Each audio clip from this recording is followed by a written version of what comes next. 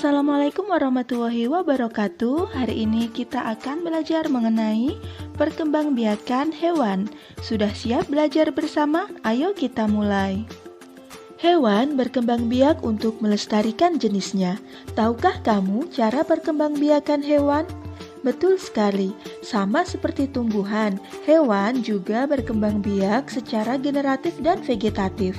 Apa itu generatif dan apa itu vegetatif? Generatif artinya perkembangbiakan secara kawin, yaitu melalui proses pembuahan. Sedangkan secara vegetatif, yaitu perkembangbiakan secara tidak kawin tanpa melalui proses pembuahan. Untuk hari ini kita hanya akan membahas perkembangbiakan secara generatif. Yang pertama ada bertelur. Setelah itu kita akan membahas mengenai perkembangbiakan generatif dengan melahirkan. Kemudian yang terakhir nanti kita akan membahas mengenai perkembangbiakan generatif bertelur sekaligus melahirkan. Ayo kita pelajari bersama-sama ketiganya. Yuk kita mulai. Yang pertama kita bahas adalah bertelur. Bertelur disebut juga dengan ovipar. Ingat ya, telur bentuknya bulat, jadi bertelur disebut ovipar. Perkembangbiakan ini dimulai ketika hewan betina yang memiliki ovum atau telur bertemu dengan hewan jantan yang memiliki sperma. Kemudian setelah ovum dan sperma bertemu, terbentuklah zigot yang akan berkembang menjadi embrio dan akan membentuk individu baru. Nah, proses berkembangnya embrio ini terjadi di dalam telur ya. Perhatikan gambar perkembangbiakan ayam berikut ini agar kamu lebih memahami perkembangbiakan secara ovipar. Sudah paham kan? Sekarang kita bahas ciri-ciri hewan yang berkembang biak dengan ovipar. Sebenarnya ciri-ciri hewan yang berkembang biak dengan ovipar ada banyak, tetapi yang paling mudah diingat yaitu tidak memiliki daun telinga. Contoh hewan yang berkembang biak dengan bertelur ada angsa, ayam, penguin, penyu, dan masih banyak lagi. Nah, perkembangbiakan yang kedua yaitu melahirkan. Melahirkan disebut juga dengan vivipar. Sama seperti perkembangbiakan ovipar, perkembangbiakan vivipar dimulai dari ovum yang bertemu dengan sperma. Bedanya, pada perkembangbiakan vivipar, hewan berkembang biak secara internal di dalam rahim induk betina. Embrio akan terus berkembang dan terus tumbuh di dalam tubuh induknya sampai mereka siap untuk dilahirkan.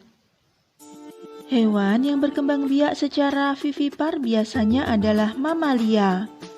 Contohnya adalah paus. Ingat ya, paus tidak bertelur tetapi melahirkan. Hewan yang berkembang biak secara vivipar ciri-cirinya mudah sekali untuk diingat. Yang pertama yaitu memiliki daun telinga yang terlihat dengan jelas. Kemudian hewan ini juga menyusui anak-anaknya. Contoh hewan yang berkembang biak secara vivipar yaitu kambing, kelinci, sapi, kanguru, kuda, dan masih banyak hewan yang lainnya. Bisakah kamu menyebutkan contoh hewan lain yang berkembang biak secara vivipar? Tulis di kolom komentar ya teman-teman.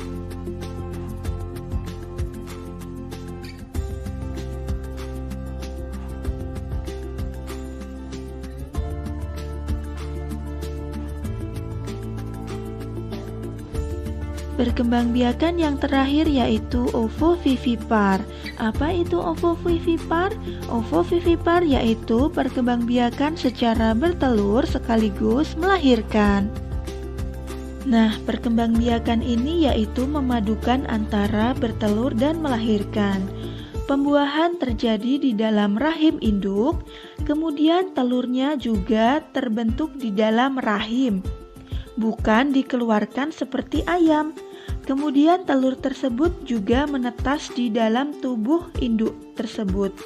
Setelah telur menetas di dalam tubuh induknya, maka mereka akan keluar sebagai individu baru. Nah, ular termasuk ke dalam hewan yang berkembang biak secara ovovivipar. Beberapa ular ada yang berkembang biak dengan bertelur, kemudian ada yang berkembang biak dengan melahirkan, dan ada juga yang berkembang biak dengan bertelur sekaligus melahirkan. Contoh yang lain yaitu kadal. Kadal berkembang biak secara ovovivipar. Lalu contoh selanjutnya yaitu ikan hiu. Ikan hiu berkembang biak dengan bertelur sekaligus melahirkan atau disebut juga dengan ovovivipar. Contoh yang terakhir yaitu platipus. Platipus sebenarnya berkembang biak dengan bertelur, akan tetapi dia termasuk mamalia dan menyusui anaknya. Maka platipus dikategorikan sebagai binatang yang berkembang biak secara ovovivipar. Itulah 3 cara perkembangbiakan hewan secara generatif. Sampai jumpa di materi selanjutnya.